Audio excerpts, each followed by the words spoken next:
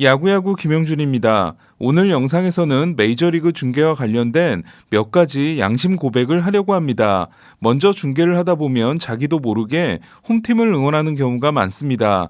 9회 말을 하지 않을 수 있기 때문입니다. 9회 말에 극적인 동점이 됐을 때 중계진이 소리 지르는 건 재밌고 좋아서가 아니라 망했다는 속마음을 감추고 싶어서입니다.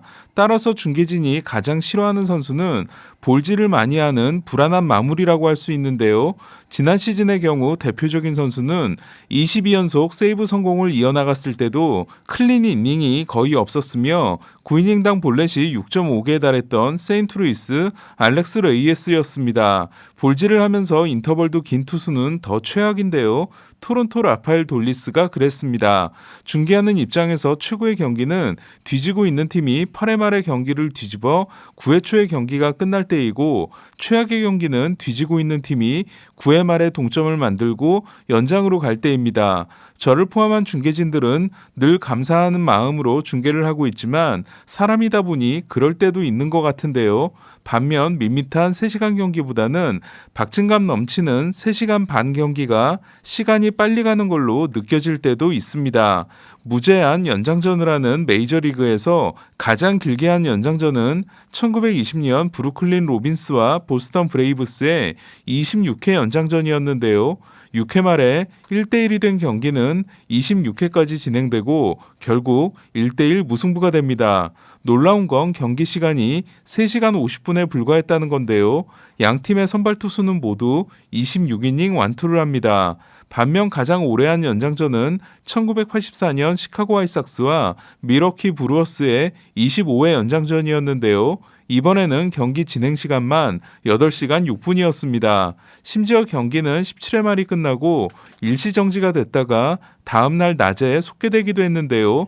철인 포수로 유명한 칼튼 피스크는 교체 없이 경기를 완주했습니다.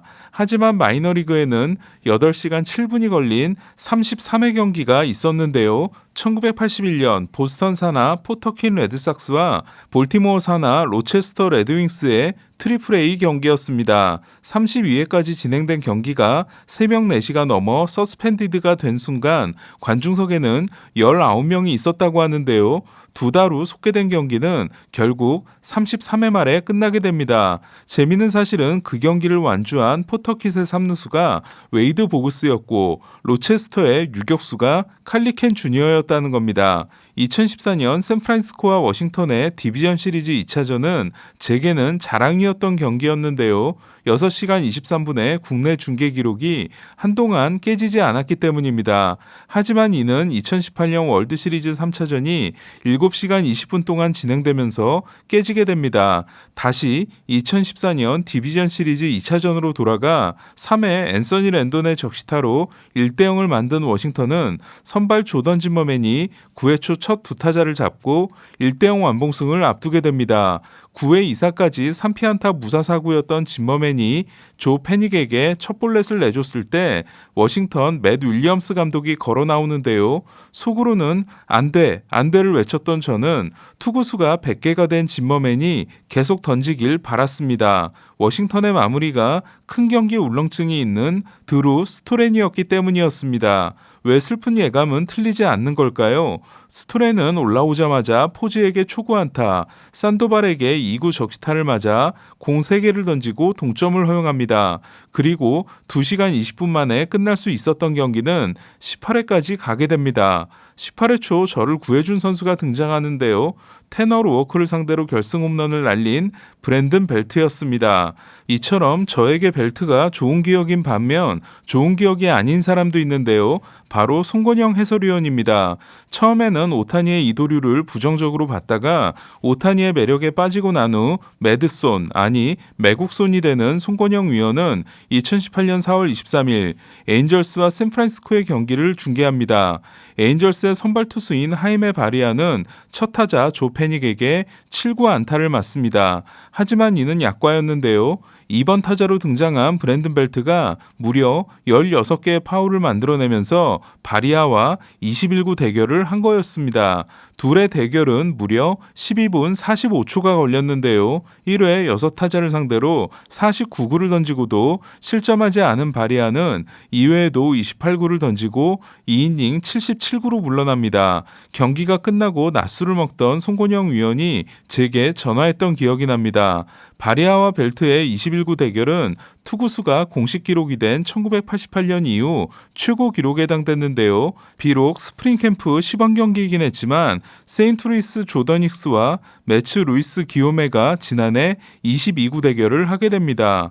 오늘의 주인공인 브랜든 벨트가 나오기까지 너무 오랜 시간이 걸린 점 사과드리며 그럼 본격적으로 벨트 이야기를 해보겠습니다. 연봉 상승률이 대단히 가파른 메이저리그는 코어 선수들 없이 왕조를 만드는 게 불가능합니다. 양키스는 지터, 리베라, 패티, 포사다, 코어4가 있었고 샌프란시스코 또한 포지, 산도발, 벨트, 크로포드의 타자4와 케인, 린스컴, 번가너, 로모의 투수포가 있었습니다. 이 중에서 2010, 2012, 2014 세 번의 우승에 모두 관여한 선수는 누구일까요? 투수 4명은 모두 포함되지만 타자는 포지와 산도발 2명뿐입니다. 브랜든 크로포드와 브랜든 벨트는 2010년 우승 때는 없었기 때문입니다. 산도발은 메이저리그 현역 선수 중 유일하게 4개의 반지를 가진 선수인데요. 샌프란시스코에서 3개를 따낸 산도발은 지난해 애틀란타에서 뛰다가 클리브랜드로 트레이드된 후 방출당했는데 대신 애틀란타에 온 에디 로사리오가 NLCS MVP가 됨으로써 어쨌든 애틀란타의 우승에 기여한 셈이 됐습니다. 텍사스주 허드슨 출신인 벨트는 1라운드 지명이 유력한 고교 좌완이었는데요. 하지만 졸업반 시즌을 망치고 11라운드까지 떨어지게 됩니다. 벨트는 보스턴과 계약하지 않았고 주니어 칼리지 1학년을 마치고 나서도 애틀란타의 11라운드 지명을 거절합니다. 그리고 텍사스 오스틴 대학에 진학합니다. 벨트는 마무리 겸 지명타자로 대활약을 하는데요. 그러나 3학년 시즌 때 어깨를 다쳐 1루수로 드래프트에 나오게 됩니다. 벨트를 5라운드에서 지명한 팀은 샌프란시스코로 2009년 드래프트에서 샌프란시스코는 1라운드에서 잭 윌러, 2라운드에서 토미 조셉을 뽑게 됩니다. 2010년 12월 벨트는 고교 동창과 결혼을 합니다. 샌프란시스코 코어 선수들의 공통점은 버스터 포지, 메디슨 번가너, 맥케인 등이 어릴 때부터 사귄 여자친구와 빨리 결혼을 해 가정을 꾸렸다는 겁니다. 꼬마였던 조이 보토가 방에 테드 윌리엄스 포스터를 붙여놨던 것처럼 벨트의 우상은 조이 보토였는데요. 2010년 프로 첫 해에 싱글 A에서 시작해 더블 A를 거쳐 트리플 A까지 올라간 벨트는 2011년 BA 유망주 랭킹에서 샌프란시스코 1위이자 전체 23위에 오릅니다. 샌프란시스코는 2004년 베리 본즈가 120개의 고의사구와 45개의 홈런을 기록한 2004년을 마지막으로 30홈런 타자의 명맥이 끊긴 상황이었는데요. 본즈를 제외하면 2002년 제프 켄트가 마지막이고 샌프란시스코 일루수의 30홈런은 1987년 윌 클락까지 올라가야 했습니다. 벨트에 대한 기대는 엄청났는데요. 그러나 벨트는 2012년 첫 풀타임 시즌부터 2019년까지 8년 동안 연평균 15홈런에 그치며 20홈런도 기록하지 못하게 됩니다. 또한 벨트는 2014년부터 시작된 뇌진탕 부상과 고질적인 손가락 부상에 시달립니다. 하지만 벨트의 가장 큰 문제는 홈구장이었습니다. 오라클 파크가 처음 개장했을 때 사람들은 본즈가 스플래시 히트를 칠 수 있도록 만든 좌타자를 위한 구장인 줄 알았습니다. 하지만 이는 본즈 때문에 생긴 완벽한 오해였습니다. 2000년부터 2007년까지 8년 동안 샌프란시스코 타자들은 45개의 스플래시 히트를 기록합니다. 그리고 본즈는 82%에 해당되는 37개를 칩니다.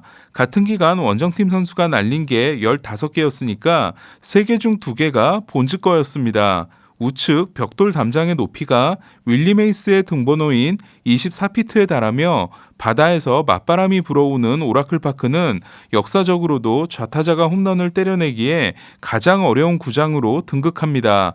2019년까지 벨트는 원정에서 552경기 82홈런을 기록합니다. 반면 홈에서는 532경기 47홈런이었습니다.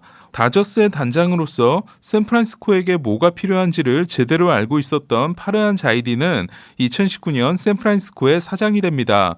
그리고 2020년 구장 조정에 나서는데요. 충분한 면적을 확보하지 못해 파울 지역에 만들어놨던 불펜을 외야 뒤쪽으로 옮기면서 좌중간, 센터, 우중간 펜스 거리를 5피트 이상씩 줄이게 됩니다.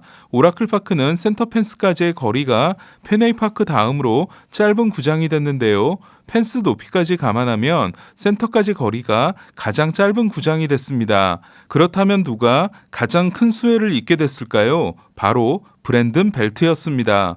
홈구장이 바뀐 후 지난 2년간 벨트는 홈에서 244타수 20홈런, 원정에서 230타수 18홈런을 기록함으로써 홈과 원정에서 똑같은 홈런 생산력을 보입니다. 홈 성적은 타율 2할 9푼9리, 출루율 4할 7리, 장타율 0.627, 원정 성적은 타율 2할 7푼, 출루율 3할 7푼 8리, 장타율 0.561로 벨트는 홈에서 더 강한 타자로 변신합니다.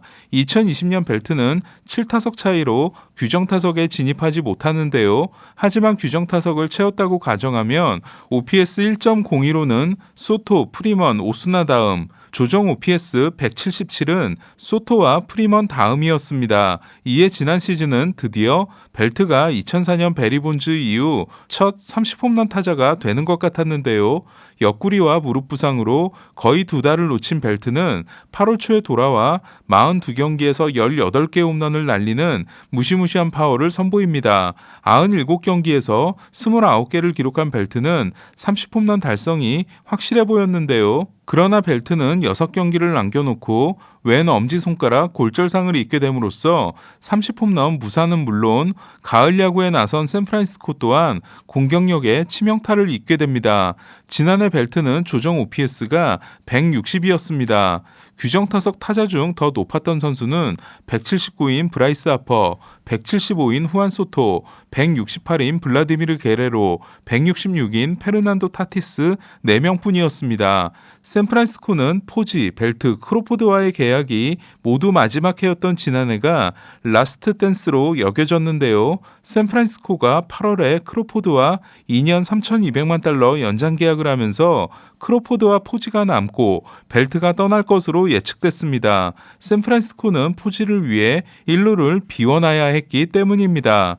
벨트는 캡틴을 뜻하는 C를 스스로 만들어 붙여 잔류하고 싶다는 뜻을 드러냈지만 샌프란시스코는 아무런 제안도 하지 않습니다. 하지만 포지가 2,200만 달러 옵션을 포기하고 깜짝 은퇴를 선언하면서 샌프란시스코는 계획을 수정해야 했고 포지의 은퇴 선언 이틀 후 샌프란시스코는 벨트에게 1,840만 달러 퀄리파잉 오퍼를 제시합니다. 그리고 벨트가 이를 받아들이게 되죠. 퀄리파잉 오퍼를 받은 14명 중 수락한 선수는 벨트가 유일했습니다. 벨트가 잔류하게 됨으로써 다저스 맥스먼 씨와 자이언츠 브랜든 벨트의 1루수 대결이 재밌어졌는데요. 물론 지난 4시즌 동안 기록한 118홈런이 129개인 에우에니오 수아레스, 126개인 넬슨 크루즈, 121개인 놀란 아레나도 다음으로 많은 먼씨를 벨트와 견주기는 어렵습니다. 하지만 지난해 성적만 놓고 보면 벨트의 조정 OPS 160은 143인 폴 골드슈미트와 138인 먼시, 136인 보토와 134인 알론소, 133인 프리먼을 제친 내셔널리그 1루수 1위에 해당됩니다. 물론 벨트의 관건은 건강 유지가 될 전망입니다. 벨트는 포지를 대신해 샌프란시스코의 타선을 이끌 수 있을까요? 판단은 떠났지만 아기 기린의 시즌은 아직 끝나지 않았습니다. 이상 야구야구 김영준이었습니다.